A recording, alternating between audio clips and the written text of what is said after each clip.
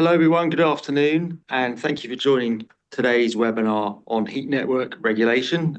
This webinar is a joint webinar between Devonshires and also Chirpy Heat. And we're very pleased today to be joined by Doyle and Will Routh from Chirpy Heat, consultants in the heat network sector. And on the Devonshires side, it's myself, Kris, Kelliher, and my colleague, Mark Foxcroft. Fantastic. Thanks, Chris, and good afternoon, everyone. This year, it's come around very, very quickly. 2025, Ofgem begins the rollout of full heat network regulation. And the first stage of this begins in less than 3 months. Typically, housing providers have around 10% of their portfolio on a heat network, everything from supported housing, extra care, general needs, to homes on large district heat networks. This will be a significant change for housing providers that's going to see them become fully regulated energy suppliers. We've got a lot to cover, so let's crack on. We'll do a couple of very quick introductions. Will, if you can do you, and then I'll do me. Great, yeah. Hi, everyone. I'm Will Routh. I'm one of the co-founders and directors at Chirpy Heat. And I've been working in the heat networks and social housing sector for 15 years now. So the last 5 years supporting the sector via Chirpy Heat. And for the 10 years before that, I was the energy lead at Southern Housing, where I was directly managing their heat network portfolio during that time. And I'm Doyle. I'm also a co-founder and director of Chirpy Heat. My background is social housing. I worked in the sector for 30 years, started as a housing officer, and my last proper job was 13 years at Places for People. I'm currently a non-exec of a smaller housing association as well. Next slide, please. So very briefly about us, as you've probably picked up already, we are housing people first and foremost who are experts on heat networks. Our focus is on how we can make heat networks better and ensure compliance for the housing providers. We don't do anything else. We don't sell kit, meters, metering and billing services. This means we're entirely independent and focused on giving housing the support that it needs. And our clients now manage around 25% of heat networks in the UK. So before we jump into regulation proper, let's start with a bit of landscape and background to give us some context within which the sector is going to have to be working. So next slide, please. And again, thank you very much. So this is our most dangerous slide. It's potentially grandma sucking eggs, but just so we all know what we're talking about here. We say heat networks, but most people think of them as communal heating or district heating. Communal is simply one plant room, one building. District heating is just one plant room, several buildings. They tend to be the larger schemes. Communal heating covers things like supported housing and extra care as well, and district heating covers all sorts. Within a heat network, there's some key elements to it. Plant room, of course, the heat source, usually gas in the UK. That's changing a little bit. Then the distribution pipe work throughout the building and across the buildings as well, laterals and risers. Within the flat, most people don't see any difference between gas boilers, individual boilers. So you'll see a HIU, heat interface unit, which looks like a gas boiler. Then there'll often be a heat meter, so how much heat is being used. And then sometimes a payment meter, translating that into a cost. And then usually radiators. The additional item is sometimes an in-home display, which gives residents an idea of their consumption, sometimes allows them to top up as well. The one thing that falls outside of definition of heat network is HMOs.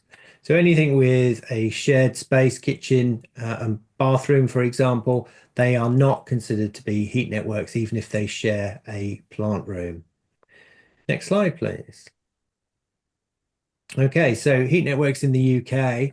There's currently around 14,000 heat networks operated by about 3,000 operators. 3% of UK heat is provided a heat network with around 500,000 customers on those. But only about 2,000 of those schemes are currently metered, and that's going to be a key part of the regulations going forward.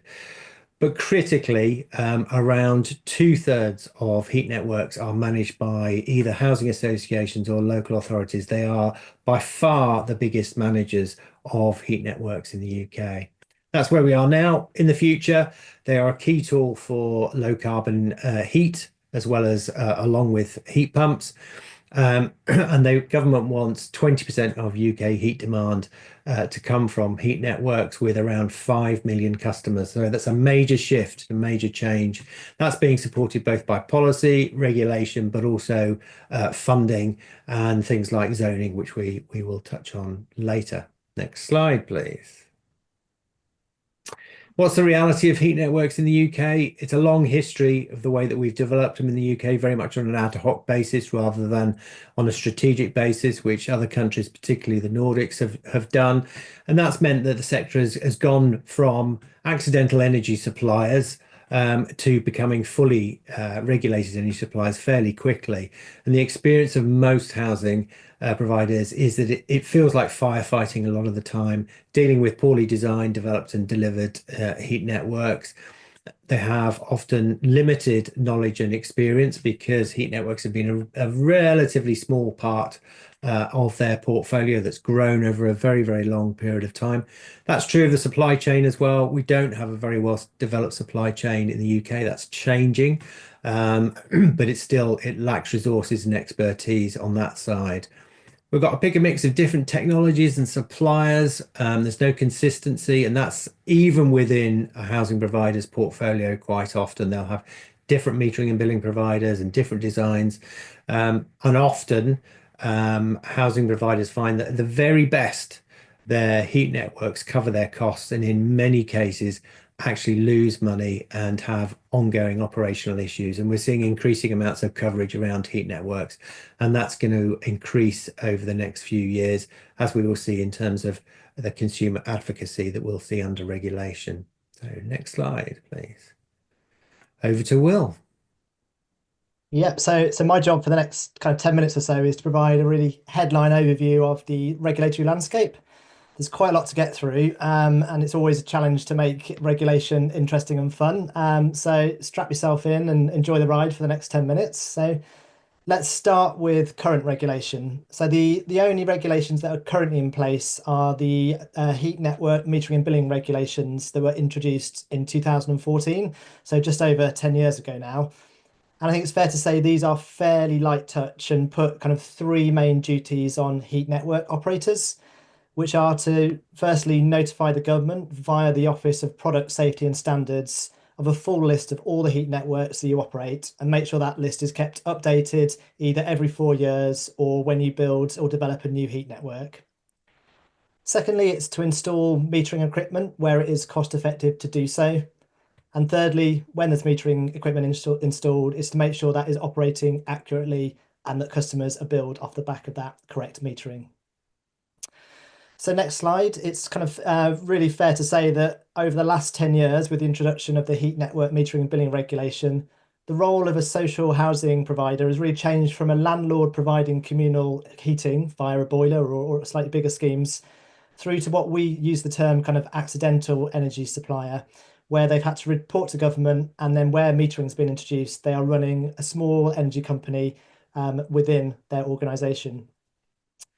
But from April and particularly next year, and the dates I'll go into a little bit later, that turns into the role of a fully regulated energy company. And that's going to be much more of a role that's like British Gas, SSE, or any other gas or electricity companies in terms of the information that's going to be needed to be provided. And what's really important is around the mindset and operational shift that's going to be required to get to that point of creating an energy company within a housing provider. So let's take a look at this in more detail. So the kind of key points on this are that the regulation is being introduced to mirror traditional utilities such as gas and electricity suppliers.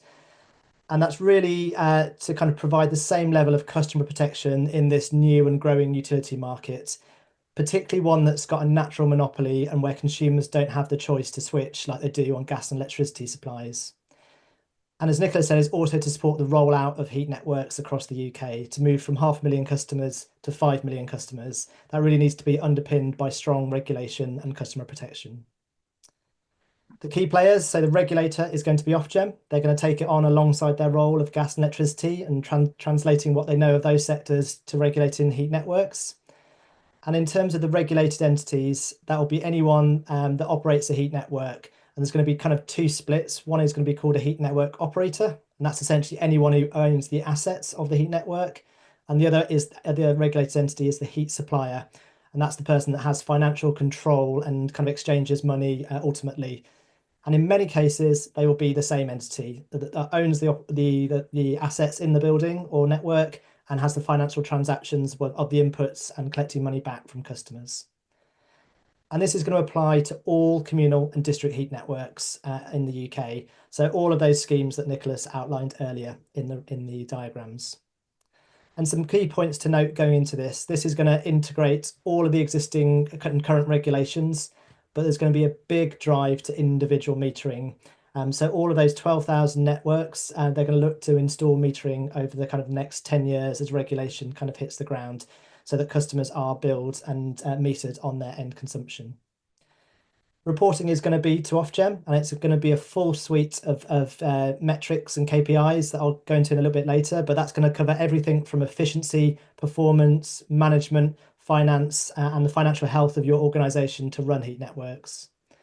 And then a really key point for any organisations or people that are involved in developing new heat networks, so that could be new developments that have a heat network or are connecting into one, they will need to get authorisation to provide heat and hot water by Ofgem before they can be commissioned and therefore kind of let and sold. So a really key point on new heat networks.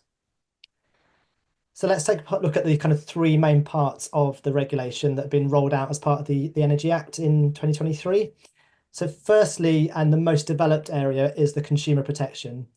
And that's the regulations really trying to put consumer protection to recognise the natural monopolistic nature of heat networks. And it's going to cover things such as fair pricing, transparency, the quality of services, and then protecting vulnerable customers. Everything largely that a gas and electricity customer already has in place, looking to kind of replicate that for heat networks. The second part is going to be the introduction of technical standards. So efficient heat network performance is the other cornerstone of regulation to ensure good customer outcomes, primarily low cost, low carbon, reliable heat. So to achieve this, the government's going to introduce a new standard for both new and existing heat networks based on kind of existing voluntary standards, so the CIBSE at CP1 Code of Practice for heat networks. And to demonstrate compliance, it's going to introduce the Heat Network Technical Assurance Scheme, or HNTAS for short. Lots of acronyms to get your head around in this area. But that's going to have a kind of whole code manager and governance system to make sure that all the technical elements of a heat network get certified at different stages of their life cycle, right from design through construction, commissioning, and then ongoing operation as well. So the consultation for the technical standards and HNTAS is going to be out either later this month or early February. So that's when we'll get much more detail on that. But once it goes live, both new and existing heat networks will need to reach a minimum technical threshold. And for new networks, it'll be part of their kind of development and commissioning stage. And existing, it's going to be a kind of 8 to 10 year journey to meet those technical standards that are going to be introduced. And as part of that kind of improvement journey for existing networks, that's where the kind of requirement for additional metering, both at the individual customer, but also kind of sub-meters across bigger networks to understand and monitor performance is going to be introduced. And thirdly, I'm just going to touch on it really briefly, is heat network zoning.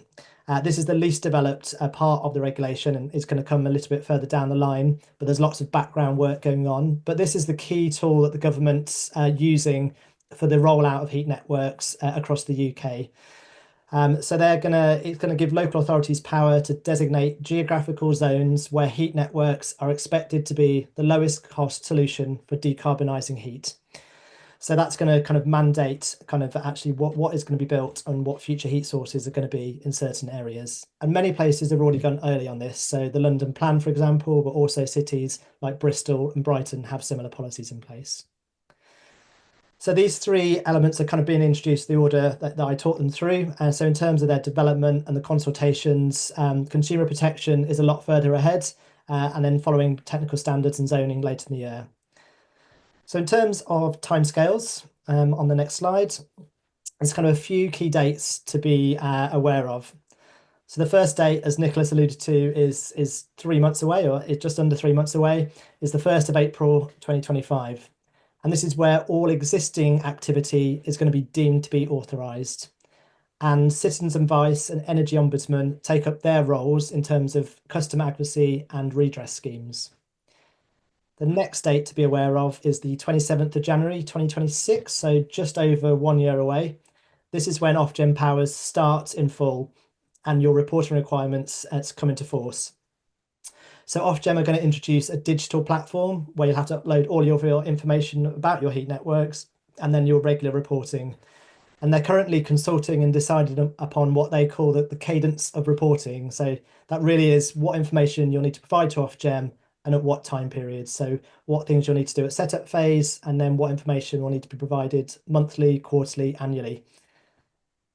And the third date is the 27th of January 2027. And the date linked to that is for all new heat network activity. So any new developments or connection to existing heat networks, that's when you'll require authorization from Ofgem prior to supplying heat to customers. And then just the note at the bottom is the Heat Network Technical Assurance Scheme. Post-consultation in a month or so, the full introduction of this is expected to be late this year or early 2026. So we're awaiting a lot more information on that, but that's the kind of outline timescales on that. So looking at consumer protection, this diagram sets out the kind of key pillars of the consumer protection. So at the top is the overarching standards of conduct that all heat network operators and suppliers will be expected to sign up to. And then below that, there's going to be a series of authorization conditions linked to different areas. And they're going to include things like transparency of information. So that's really looking at the communications both before, during, and after a customer is connected to a heat network. And it will cover things such as heat supply contracts. So the terms and conditions of the supply of heat, which protects both the customer, but also the operator and supplier. Big push around fair pricing, particularly in terms of how things are going to be recharged and priced around heat tariffs or service charges, making sure that costs are reflective and justifiable. And it's also going to cover aspects such as price benchmarking and rules around back billing, so how far back you can charge customers for taking heat and hot water. Lots of provisions around vulnerable customers in terms of support that would need to be provided, conditions around disconnecting any customers, and also the requirement to establish a priority service register that gas and electricities have on their operations as well. And then finally, the last two are around quality of service. So things around complaints, guaranteed standards of performance, and compensation payments for when these are not adhered to or not met. And then underpinning all of that is the reporting, monitoring, and enforcement and audit requirements, moving into a full world of regulation and all the joys that come with it to make sure that all of that is reported to Ofgem and that they can come and dive into the information when they need to so they can undertake their duties. 1 minute, Will. Sure. So the next slide, I won't dwell on too much really, but this sets out all of the kind of key details that are in the existing consultation around who are the regular entities and market segmentation. So the key area really for housing providers in there is that there has been a recognition that there are some special circumstances for non-profit heat network providers. So it's worth really kind of getting to grips with what those might be. But largely it's around protections for step-in and looking at how compensation payments would work in a non-profit network, recognising that there might not be money available or it would need to be recharged. And my last 30 seconds really is around the risk of non-compliance. To wrap up. So really headline stuff here, but the three key areas: financial, reputational and operational. The three financial levers that exist, so non-compliance with heat networks really could impact on a housing association's credit rating and borrowing capacity. Ofgem are in conversations with the regulator for social housing in terms of how governance and viability rating methodologies and heat network regulation will interact. That point around not being able to sell or let properties, obviously a big risk to the main income stream. And then the Ofgem will retain the right to issue fines for non-compliance or not providing information. Reputation is obvious. The guaranteed standards, the introduction of an ombudsman and an advocacy will kind of really raise expectations in the sector and probably create a lot of work that needs to be kind of put in place. And finally, operational, setting Nicholas up for what are we going to do about this? But this is really going back So that mindset shift that's going to be required to create a regulated energy company within a housing provider, and looking to put in all the systems well in advance of those key dates I set up earlier. Right, back to you, Nicholas. What are we going to do about this? Right, exactly. And Will has barely touched on the detail there. There's clearly lots below that. Each consultation is over 100 pages long, and there's the appendices are even longer than that. So there is a lot of detail. It is very well developed. So becoming a regulated energy business, that's the challenge for the sector. Ofgem is only going to be concerned with housing providers as energy or heat network operators. They're not going to be concerned with any of the other stock.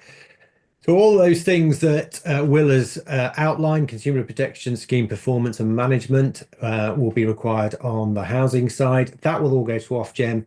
They will require that through data, and they will monitor that and make sure all of that is compliant. They are going to benchmark that against others, not sure what yet, whether that's within portfolio or against other portfolios, or that's going to be against gas and electricity, yet to be decided. They will then report on that, and they can also ask for audits, which housing providers are going to have to pay for. And of course, there's the enforcement. And just to make life more complicated, we've already got the housing regulator and the housing ombudsman. The question mark is to how much involvement they will have in heat networks on this side. They did a report a couple of years ago. But we've now got the citizen advice is the official consumer advocate, and the energy ombudsman is the final body responsible for redress. So this is going to get much more complicated than it was before, identifying those things that are heat network issues and responding accordingly. Next slide, please. Okay, just to give you a flavour, lots of housing providers have now fairly well developed plans on how to become compliant. This is just an example of a larger housing provider with a reasonably large heat network portfolio, so around 14,500 properties. The kind of investment they're making to make sure that they meet that compliance in the next 12 months or so, looking at about 1.7 million in order to put all of those things in place, ready. And then they're starting to think about that capital budget spend that they will need to meet those minimum technical standards. That's still a little bit more open given where we are with the technical standards, the HNTAS piece of work there. This is the best estimate given the information that we've got. And that's one of the discussions with Ofgem as to how quickly the technical standards need to be introduced, because it's a time and money equation for the sector. Next slide, please. Okay, this is the slide we use for boards because they only like one image. And this is the process that most housing providers are starting to think about in terms of their compliance journey. Understand where you are, both in terms of your heat network portfolio, but where you are in terms of compliance and the issues that you've got. Respond to those whack-a-mole issues that are time sinks. So that firefighting point we made earlier. Start to put together the compliance plan, and then, of course, the tricky bit of actually delivering that. And I think that's going to be a key part of the engagement with Ofgem, is demonstrating this journey to them to show that commitment. Next slide, please. Okay, some immediate challenges to think about out of this session, really. So heat network supply agreements. This is the contract between housing providers and the individual residents on their heat network. It's going to be a requirement and has to be given to every customer and has to be made available to them. It's got to be in writing, got to be plain language, can't refer to documents elsewhere. It's got to have the terms and conditions, billing information, how you do the tariffs and the complaints handling, and the advocacy roles in there too. It's going to require aligning existing contracts, so who's doing your repairs and maintenance and metering and billing, for example. All of those internal services around tariff setting as well, and of course reporting to Ofgem. Customer complaints, I think, is going to be one of the more immediate challenges, given that the consumer advocate is in place. I'm conscious of the time, but that's going to take some detailed work. Many are now starting to look at their existing complaints processes in order to make them suitable for Ofgem. It's not an easy task, but Ofgem is very keen that we use existing processes. And service charges, that's becoming a real challenge, given that only 2,000 schemes are metered. Most are still on service charges. Ofgem does want to focus on this as well, and how they can make sure that heat service charges are equitable and don't impact on people's tenancies, for example. So that's a big piece of work that's currently going on, which hopefully neatly segues into the next bit around service charges. There we go. Yeah, thank you, Nicholas. Good afternoon, everyone. My name is Mark Foxcroft, and I'm one of the partners in the Housing Management and Property Litigation Department here at Devonshires. And yeah, I've been asked to briefly talk about everybody's favourite subject, which is service charges, and in particular, the problems that arise for landlords of buildings where there are heat networks. And the interrelationship between them wearing a hat as a landlord who has to administer service charges and the heat supplier under the heat network. And those two things can often come into conflict. And where we've dealt with lots of legacy existing heat networks, sometimes it takes some unpicking. So I've been asked to just look at those issues in a bit more detail so we can see how they relate to the regulation coming in and looking forward. So firstly, just a little bit of a reminder, again, might be teaching you to suck eggs, but in terms of what we're talking about when we're talking about service charges. So they're variable charges which are payable directly or indirectly by a tenant for services, repairs, maintenance, improvements or insurance, and they're payable under the contract, under the lease, by the leaseholder to the landlord for the services. And if it's in the contract, the landlord has to provide it and the leaseholder has to pay for it. Now, how does this relate to heat networks? Well, the services is a very broad definition, and that can include both the provision of heat to the property, so the actual use of the heat by the property is a service being provided, and also the repair and maintenance of the heat network itself, so the boilers, the plant room, the pipework, the HIUs. Where does that all fit together? And what happens if there is provision in the contract itself for the landlord to do these things? How does that sit with the heat network environment? And it's key to bear in mind that point about the heat usage of the property, because the property doesn't have a boiler, so it's not having its own internal heating system. It's part of a larger system. So the property takes heat from the system and uses that heat.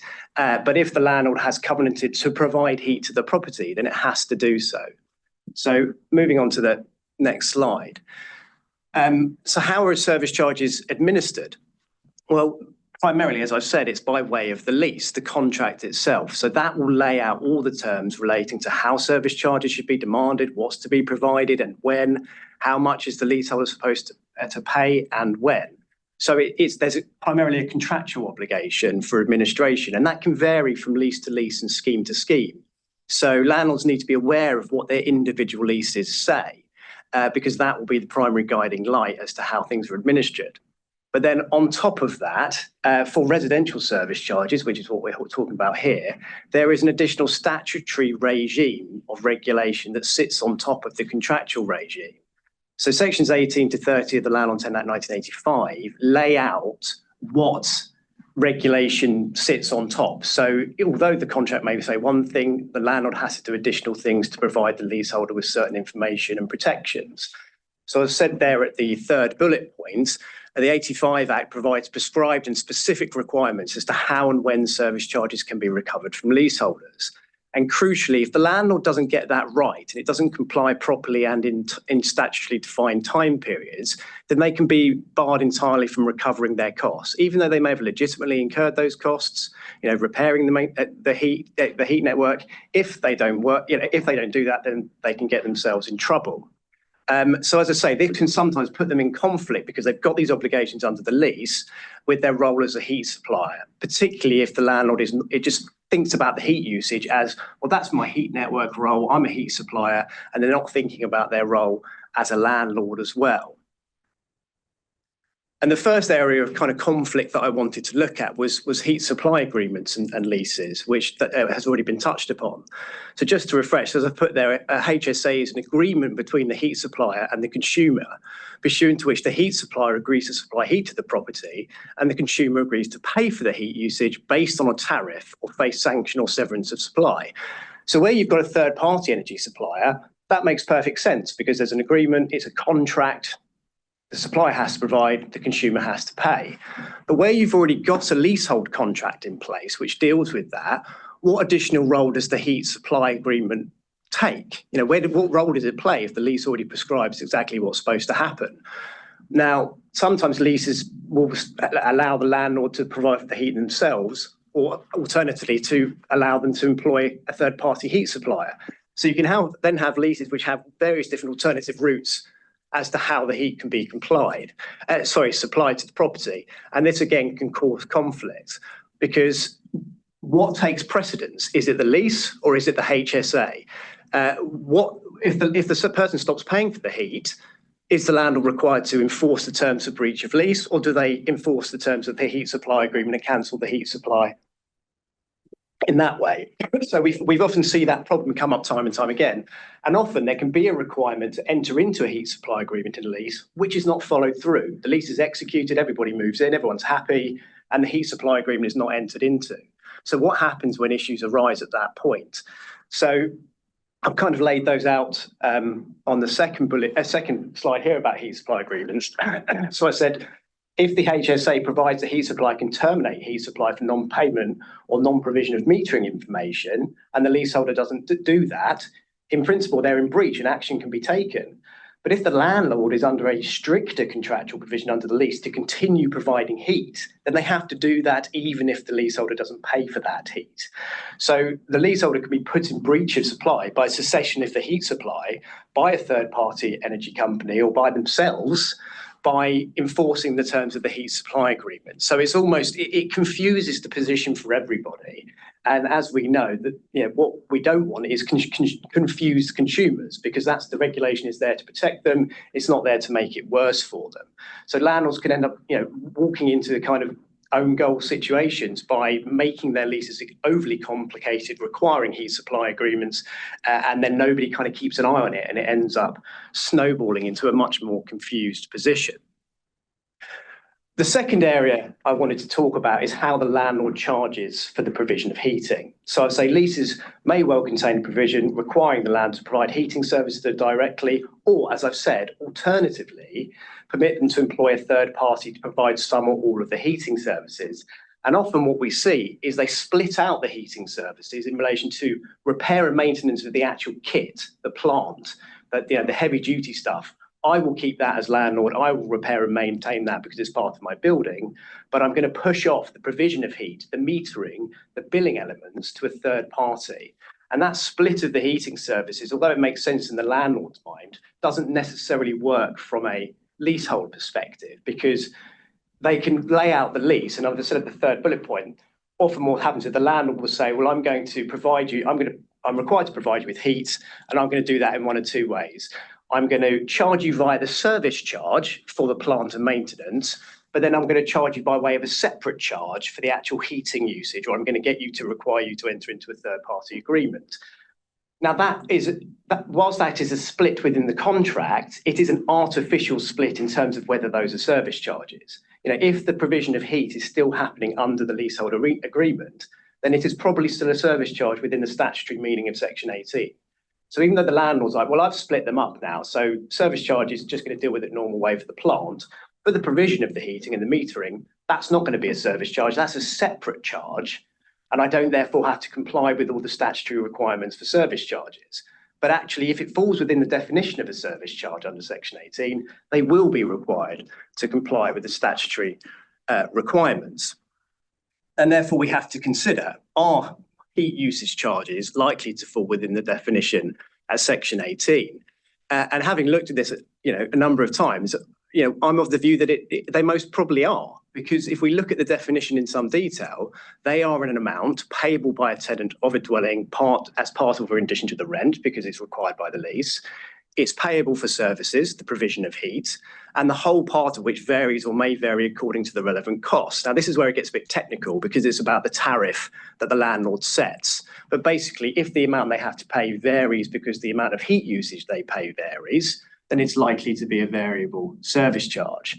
And once you're into that realm, that means that the statutory requirements for service charge demands have to be complied with. Otherwise, the tenant won't have to, in principle, pay those heat usage charges because they haven't been properly demanded from them.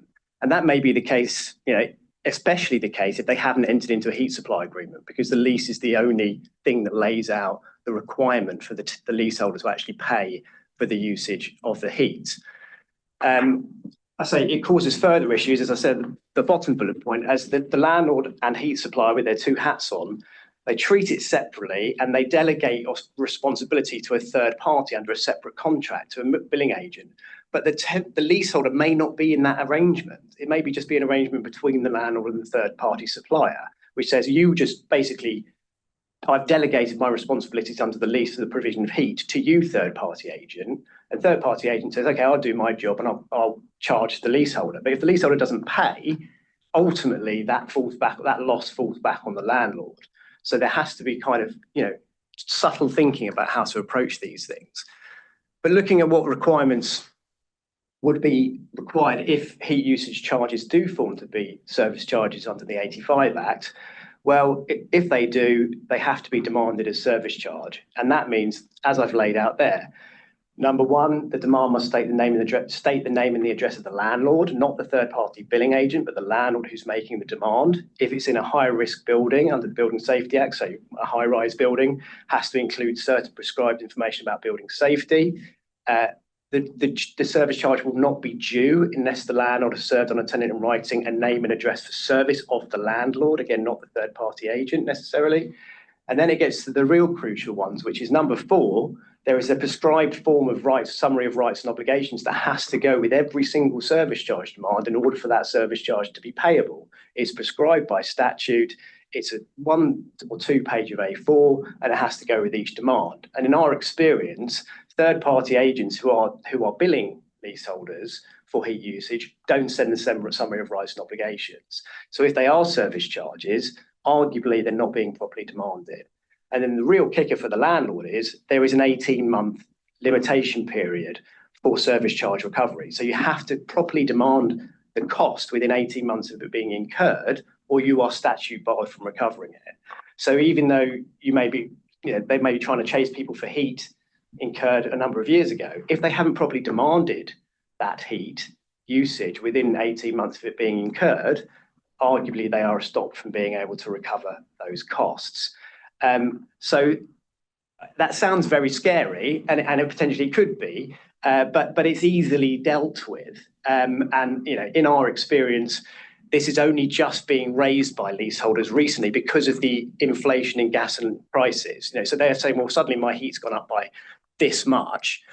Why is that? Wait a minute, isn't this a service charge? Why haven't you demanded it as a service charge? I thought you could only go back 18 months. People are looking more closely at it because it's costing them more money, which is perhaps unsurprising. But you can see how things like that can soon gain traction. And that leads me on to the final point of conflict, which is about how the landlord as heat supplier sets the usage tariff. So as we've touched upon, the regulation is relatively light touch at the moment, and it doesn't prescribe how a heat supplier must or should calculate the tariff they charge for the heat.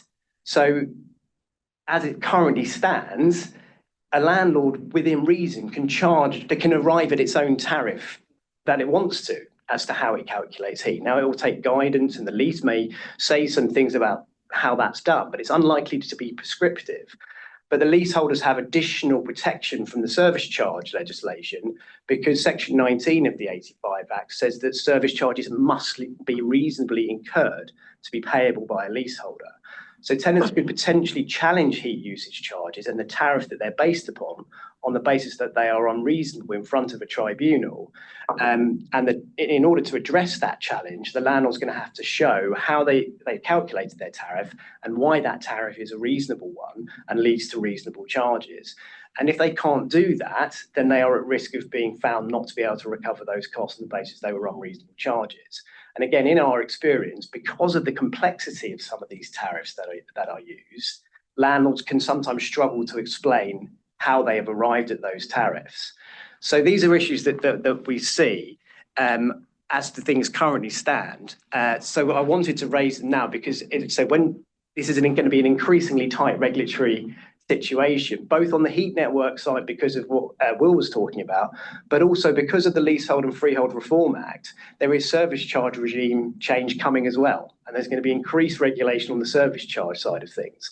So it's almost like a pincer in that you're getting increasing regulation from both sides, both with your hat on as a landlord and your hat on as a heat supplier. So landlords should be really aware of these issues and not just think about heat networks in a silo. And I'm a regulated energy company now. You are still first and foremost a landlord in that situation, and you have your obligations as a landlord under the relative applicable legislation. So that was my bit, and I've now been asked to hand over to Kris. Yeah, thanks very much for that, Mark. So the bit that I want to focus on is sort of my main work area really when it comes to heat networks is ESCO arrangements and the impact these new regulations are going to have on those arrangements. So just to recap very briefly as to what an ESCO arrangement is. So it's basically where the landlord outsources effectively the operation of the network, metering and billing, et cetera, to an energy services company or ESCO. And as I say, that the scope of the ESCO's responsibility will be a full scope really. It's to operate, maintain the network and undertake billing and metering services. And there are two sort of main scenarios in which an ESCO arrangement arises or is structured in this sector. And the first is where you have a main developer who procures the appointment of the ESCO. The second is where it's the RP landlord that procures the appointment of the ESCO. And just to look just very briefly at the legal arrangements that are in place in each of those scenarios. So where you have a sort of main developer who's procuring and appointing the ESCO, they will do so for the entire development, including for the affordable private units as well. The developer enters into the main concession agreement with the ESCO. The RP then typically enters into an RP supply agreement with the ESCO in respect of the affordable rented and shared ownership units. And then it's the ESCO, importantly, that enters into the customer supply agreements directly with the individual residents. Scenario 2 is where you don't have a main developer, but in that situation, it's the RP that procures and appoints the ESCO for the development. The RP enters into the concession agreement with the ESCO, and again, the ESCO enters into the customer supply agreements directly with the residents and acts as heat supplier under those. As has already been said, no one is going to be able to operate a heat network without being authorised by the regulator, Ofgem. On the date the regulation comes in, though, all existing operators, all existing ESCOs of existing networks will be automatically authorised. So existing ESCO arrangements won't be immediately affected by that point because they will be automatically authorised. Authorisation will be subject to authorisation conditions set by Ofgem. So when we talk about regulation in the ESCO context, what we mean is really that will be a combination of the direct regulation set by government and Ofgem, and also the requirement upon the ESCO to comply with any authorisation conditions, which will be set by Ofgem as part of their regulatory regime. So the concession agreement that's entered into with the ESCO will normally have a term of 25 years plus. In some cases, I've seen them up to 40 years term, but they are long-term agreements. The provisions of these agreements will typically require the ESCO to comply with all applicable laws and authorisations from time to time in force in operating and maintaining the network. And that's important because what that means is that when this new regulation comes in, contractually, the ESCO will, by virtue of those types of provisions, be obliged to comply with those new regulations to the extent applicable to its obligations under the agreement.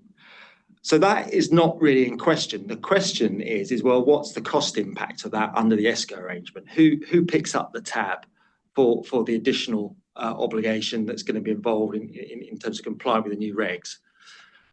And that's where you need to look very carefully at your existing ESCO arrangements and your existing concession agreements to see exactly where the burden falls there. And most concession agreements, as I say, long-term agreements, so they will typically contain a change in law mechanism or change in law provision. And I should just stress before talking about the next points on the slides that these change in law mechanisms can vary from one agreement to the next. There's no sort of one standard approach, I don't think. They typically follow the same sorts of principles, but it's really important to look at it on a case-by-case basis and really see exactly what the provisions of your particular concession agreement say. But to take a sort of a typical example, and just a couple that I was looking at before jumping on the webinar. So normally, the change in law mechanism applies to changes in law which were not reasonably foreseeable at the date of the agreement. That's the first thing. So if you've entered into one of these concession agreements in the last few months, then it won't be possible to say that these changes were not reasonably foreseeable because they were published and they've been published for some time. So that's the first point just to check. Assuming though that it was a change in law, we can say this change wasn't reasonably foreseeable when the date the agreement was signed. Then you follow the process set out in the agreement. And normally, if the change in law is going to require either capital investment in the network or is going to increase the ESCO's operating costs, then what then happens is the ESCO provides the client, the landlord, with an impact assessment setting out a number of things, but importantly, changes in risk profile, cost implications for it in terms of complying with the new regs, and any variations required to the contract terms to deal with those. The parties then get together, acting in good faith, to try and agree the allocation of agreed costs between the parties, who's bearing what. And the usual principles, and I say these are just illustrative, really. They're not not necessarily the case in all ESCO arrangements, but the normal approach, fairly common approach, is that the ESCO is entitled to pass on a fair proportion of any cost increase to customers, often subject to an agreed cap. If the change in law relates to the utility market or district heating providers specifically, then it's often the case that the remaining costs associated with complying with the change are the ESCO's risk. If, though, to the extent that the change in law relates to the buildings or buildings requirements or the role of landlord, then those costs will tend to be the landlord's risk. And those are the sort of the general principles that guide the parties in deciding and agreeing how the cost allocation is going to work. And if the parties can't agree on those things, then normally the agreement will allow for a referral to dispute resolution, and normally the appointment of a third-party independent expert to determine who should bear what costs. So, I mean, I suppose the obvious question is, well, will the new regulation necessitate widespread changes to existing concession agreements? Well, I think it's inevitable that it will, to some extent. When we look on the slide, they're the types of things that are going to be changed or needed to be changed as a result of the new regulation coming in: technical standards, new technical standards, minimum service standards, compensation payments, debt management rules, complaints handling, vulnerable customers. The list goes on. I mean, there are obviously a lot of these points are covered in one way or another in a lot of existing concession agreements. But there's going to need to be an exercise done to go through the documentation to see to what extent it needs to change as a result of these changes in law. And I foresee, particularly around when it comes to cost allocation and agreeing who's bearing what costs, I can see quite a lot of referrals to third-party independent experts, because I think that for the parties to sit down and agree exactly who's bearing what costs without any form of dispute between them, I think is probably quite unlikely. But we will wait to see exactly how that pans out. Have there been any discussions thus far, or is it the regulation in its infancy? Yeah, I think it's because it's a bit up until now sort of fairly lacking in detail in terms of exactly what is going to be in it. So I think we're likely to see these types of discussions ramping up over the next sort of 6 to 12 months would be my view. And that's all I wanted to say really on the impact on ESCO arrangements. We have, throughout the course of the webinar, had quite a few questions come in, and in the time remaining, we'll look to try and deal with some of those between us. So if I just sort of start off and just start sort of scrolling through. So the first question, if we need to register our networks with Ofgem, is there a deadline we need to do this by, or starting the process of getting them registered? Well, Nicholas, do you want to perhaps just reiterate what we've already gone through on that? Yeah. Sorry, Will, you go. I guess the first point is they should already be registered with the Office for Product Safety and Standards. So that is an existing regulatory requirement. So first, make sure you've done that to make sure you are compliant with the existing parts. And then, Nicholas, do you want to cover the second part of when Ofgem are going to require it? Yeah, so Ofgem's going to start gathering data once they've got their portal up and running post 27th of January 2026. And then you've got until the same in 2027, so 27th of January then, but it's backdated. So if you submit everything in December 2026, all your information will have to go back to the original date. So yeah, most of that information will be in your OPSS, but they are asking for a fair chunk more on top of that. Okay, thanks both. Another question, what about electric networks where the landlord supplies electricity for light and cooking in a sheltered block? Are there similar regulations? Can't comment if there is, but they're not under heat network regulations. I think the definition of the heat network actually says liquid in it somewhere. Can you recall anything more precise than something like that? But it's definitely the transfer of heat through a liquid substance or something along those lines. So electricity doesn't count. But Will? Yeah, that's pretty much exactly what I was going to say. Yeah, I think the same concerns that I was raising about service charges would still arise if the agreement requires the landlord to provide electricity or ensure that electricity is provided to the property. Then all of those points I was making would equally apply in relation to electricity. Yeah. Okay. Who will be responsible for paying to bring existing networks up to the new technical standard? Will this be covered by the service charge? Mark, if you want to have a first stab at that. Could you just read it again? Yeah, sure. So who will be responsible for paying to bring existing networks up to the new technical standard? Will this be covered by the service charge?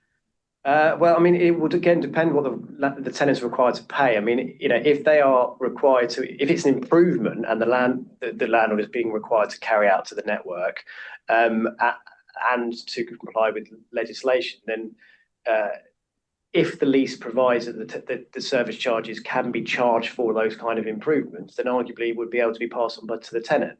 If the lease does not provide that you can do improvements or the landlord can recover their costs of complying with legislation, then the landlord is likely to be the one that has to bear that cost because they can't legitimately pass those costs on under the contract. Yeah, I mean, I suppose the thing I would just add on that, in the context of an ESCO arrangement just been talking about, if the operation and maintenance of the network has been outsourced to an ESCO, it may well be that the ESCO is required to bear some of those costs under the terms of that arrangement. Okay. How does this differ for heat supplied to customers under a tenancy agreement with fixed service charges? Sorry, Mark, it's possibly another one for you. Yeah, well, so fixed service charges don't fall within these 18 to 30 of the Land on Tenant 1985 that I was describing. That just relates to variable service charges. So fixed service charges aren't currently regulated. So those concerns wouldn't necessarily arise. However, we'll put an asterisk next to that there is potentially some regulation of fixed service charges coming as a result of the Leasehold and Freehold Reform Act. So, watch this space in that regard. Lots of questions on service charges, and I'll come back to some of those. I'll just take this one first, though. So what are the options available to RPs when concessions agreement with ESCOs expire? Well, I'll just give my 2 pennies worth, and Nicholas and Will, if you've got any comments. But I mean, there are, a couple of options. One would be to obviously take on the role of heat supplier, network operator itself. Obviously, they need to have a think about the impact of the new regulation on your role as a heat supplier. Maybe to procure a new ESCO arrangement for a further term. Nicholas, Will, I don't know if you've got any further comments on that in terms of options. I think that's it exactly. Both sides of the equation are going to be looking at what the regulations will be require and who's going to end up paying for that, and it won't be a simple calculation to do as to whether RPs want to take over that role or not. For understandable reasons, many are reluctant and want that to be passed on to a third party, but that's not always the solution going forwards. Will, anything to add? No, not on that one. I think that's I just had a brief question for Will.